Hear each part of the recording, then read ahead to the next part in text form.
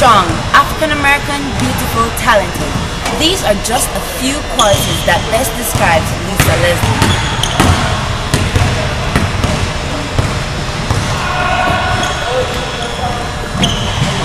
Put on your phone.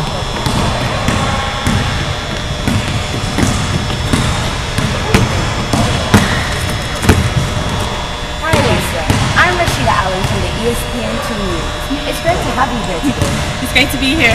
Now you recently just announced your retirement for the season, is that correct? Yes. Officially at the end of this season, I will be retired. It's time to let some fresh legs take the court. I'm sure a lot of your fans will definitely object to that. Now Lisa, as an African American in this field, did you see yourself in this position, the career path you've chosen? Well, not exactly. I grew up thinking I was going to be the first woman in the NBA. Fortunately for those guys, in 1997, they established the WNBA. So that's where I play. I understand that you were amongst some of the first drafted. Yes, I was actually the number 7 draft pick, along with plenty other great basketball players. Cheryl Swoops was actually the number 1 draft pick, and for obvious reasons, she's legendary. Speaking of legendary, who were some of your idols growing up? Oh wow, well, I first remember watching Wilt Chamberlain as a kid, and thinking, one day, mommy, I'm going to be like him. But of course, there are many others. The fabulous Michael Jordan.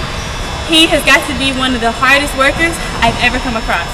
Although Kobe Bryant's trying to give him a run for his money. But what most people don't know about Michael is that he was actually cut from his high school basketball team. But that didn't really stop him, you know? He kept working hard and trying to be his best. And now, he's one of the best, if not the best, basketball player in history. Earl Lloyd was actually the first basketball player to step on the court, and due to a glitch in the system, he wasn't actually the first one to sign a contract, but it's been an amazing road. Oh wow, you're quite the fan. Tell me, how do you think African American has impacted in the arena of basketball? African Americans have impacted basketball in such a way, it's phenomenal. When I think about it, it amazes me. There's no other word for it. I mean, to think that segregation was such a big issue that we couldn't even play on the same court as the white people. And now 80% of the NBA is African American players, and over 40% of the NBA's coaches are black. That's so true. Outside the actual sport, how has basketball affected society and the culture? You know, Rashida, basketball has had an effect on society that one wouldn't even believe. Kids and adults all over the country look at us, professional basketball players, and they idolize us. They want to be like us. So the nasty shirt that I'm wearing, the baggy shorts, even the shoes, they try to imitate. So much so that the majority of Nike's sales are to non-athletes. And over 40% of their shoe sales are to the black community. That's so true. Everywhere I go, I always see youngsters in Nikes, Jordans, all sorts. Rock my Nikes.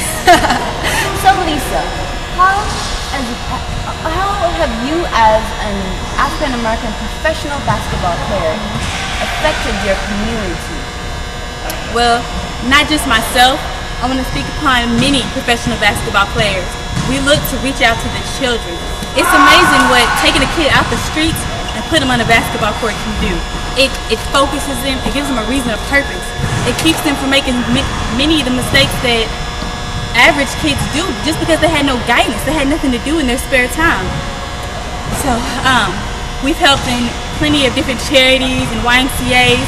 I know myself and Kobe Bryant, Kevin Garnett, who actually won the tournament last year, Chauncey Billups, there's so many numerous people that reach out to help the children first. Well, Lisa, it was really good speaking to you. As someone of your intellectual capacity, I'm so happy to meet you. Thank you. Why don't we go shoot a free throw? Hey, you step on my court. This one is for you, ESPN2 back home.